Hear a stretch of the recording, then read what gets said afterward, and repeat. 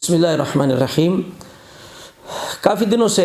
دوست اصرار کر رہے تھے کہ علیہ السلام رضی اللہ تعالیٰ عنہ اس کے بارے میں کچھ بیان کر دیا جائے، تو اس کے بارے میں ہمارا موقع بالکل واضح ہے کہ علماء اسلام نے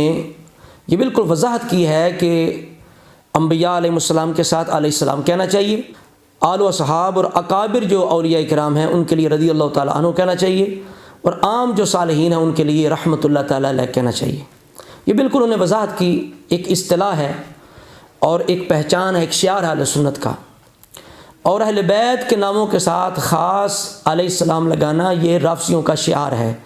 اور اس کو علماء کرام نے بالکل لکھا ہے کہ یہ اہل بدعت کا طریقہ ہے، اہل ہوا کا طریقہ ہے۔ آج بھی دیکھ لیں علیہ السلام پر وہی لوگ شدت کر رہے ہیں جو حضرت امیر معاویہ رضی اللہ تعالیٰ عنہ پہ طعن کرنے والے ہیں، جو ابو بکر و عمر رضی اللہ تعالیٰ عنہما کی افضلیت کے منکر ہیں، جو تفضیلی پارٹی ہے آج بھی وہی اس بات پہ شدت کر رہی، جو اعلیٰ حضرت رحمۃ اللہ تعالیٰ علیہ کے غلام صحیح پیور سنی ہیں، وہ آج بھی الحمدللہ علماء اہل سنت کی اس تصریح اور وضاحت کے مطابق عمل کر رہے ہیں۔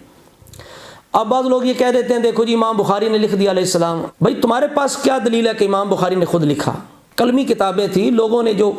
بد باطن قسم کے جو کاتب تھے انہوں نے بڑا کچھ کتابوں کے اندر داخل کیا، اور یہاں یہ بات بھی یاد رکھیں کہ بخاری شریف کے ہر نسخے کے اندر بھی نہیں ہے،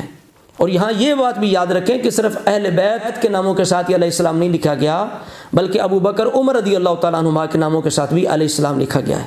بلکہ اہل بیت کے افراد کے ساتھ بعض نے رحمۃ اللہ علیہ بھی لکھا ہے، وہ نظر کیوں نہیں آتا؟ آپ کو اہل بیت کے ناموں کے ساتھ علیہ السلام نظر آتا ہے تو شیخین کریمین کے ناموں کے ساتھ علیہ السلام نظر کیوں نہیں آتا؟ اور اہل بیت کے افراد کے ناموں کے ساتھ رحمۃ اللہ علیہ نظر کیوں نہیں آتا؟ آپ علیہ السلام پر کیوں اصرار کرتے ہیں؟ جو رافضی ہیں ان کا تو نظریہ ہے کہ امام جو ہمارے اہل بیت کے یہ نبیوں سے بھی اعلیٰ افضل ہیں،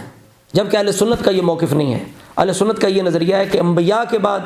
سب سے بلند درجہ ابو بکر صدیق کا ہے، پھر عمر فاروق ہے۔ دیکھیے ہماری دیانتداری اہل سنت کی کہ ہم الحمدللہ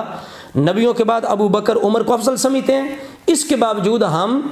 ان کے لیے بھی علیہ السلام کہنا مناسب نہیں سمجھتے، چونکہ اللہ کے فضل سے ہماری محبت جذباتی نہیں ہے، نفسانی نہیں ہے، بلکہ ہماری محبت شرعی ہے، اور ہم نے اپنی محبتوں کو علماء السلام کی جو تعلیمات ہیں ان کے دائرے اور حدود کے اندر رکھا ہوا ہے۔ تو جن لوگوں کو یہ اصرار ہے کہ علیہ السلام ہی کہنا چاہیے، جو روافض ہیں ان کی بات یہ الگ ہے، لیکن جو خود کو سنی کہلواتے ہیں ان پر ہمارا سوال ہے کہ تم صرف اور صرف اہل بیت کے ناموں کے ساتھ ہی کیوں اصرار کرتے ہو، جبکہ اہل سنت کا تو نظریہ یہ ہے نا ابو بکر عمر کی شان سب سے بلند ہے۔ تو جب علی المرتضیٰ شیر خدا کے ساتھ یہ کہتے ہو تو ابو بکر و عمر عثمان کے ساتھ کیوں نہیں کہتے علیہ السلام؟ تو پتہ چلا کہ تم بھی خاص روافض کی تقلید کے اندر تم ان کے طریقے پہ چل رہے ہو۔